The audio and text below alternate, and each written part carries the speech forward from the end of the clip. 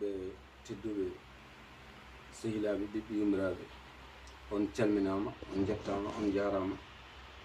Hande ko 23 juko tawi kadi ko fatɗo e Fanay e galle musidɗo men sehil men ɓi yumiraɗo gendiyanke mbo rendo ngo kala hettini woni Gelongal ngam ummade en wuro Sogi walla ni gase Doro garden ha ɗo ngam salmindemo nde wonno so wi'ama to banggue Pulago so wiyama Gelongal ma wiye Jallis, so wiyama Jallis ma wiyete Bah Sammba Bookar.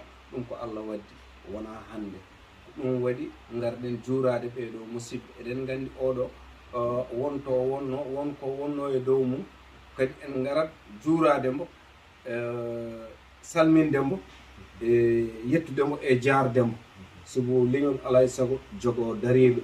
kono noon kadi fulɓe mbi so gamri tiggo yooɗi ko yummum jagge balaɓe. Gelongal jaam waali mbiyete jaam Bah Sammba Bookar ko adi fof a salminama a juurama kadi wonani en belamma ha no feewi nde wonno giɗo koye jolle ɗiɗi e jolle ɗiɗi nde dañƴa jaam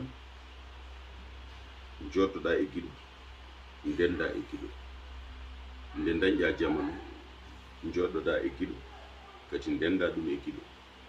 wadde jaam o en ndendi ɗum kono kadi hay ko luuti jaam o kadi en ndendi ɗum noon en calmini dendagal e bandiraɓe ɓe ganduɗa ɓe ni jogori kuccidde e ngoɗo ayaw.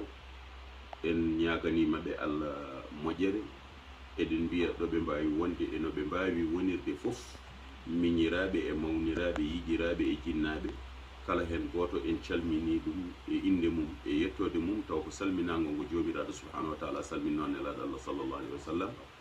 tawa arwanne nde ko hisnede, hakkude nde ko yurmede, wortoto nde ko barkinede, woni assalamu aleykum wa rahmatullahi taala wa barakatuh.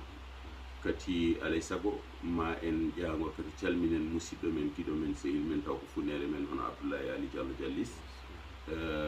e oɗo saaha ene wawi taw ɓandu ndu ko ɗum jagguindo. eɗen ñagonombo Allah yo Allah fawtanmo ɗum ko wona ñaw wona mayde, yo Allah rokkumo jaam, rokka kala bandiraɓe jaam. yaaɓe ɓe yo Allah yurmo ɗumen, yaafo ɗumen, enen heddiɓe ɓe yo Allah rokku en battane moƴƴe seydi Ba. Gelongal wonto gonnoɗa kadi ko leñol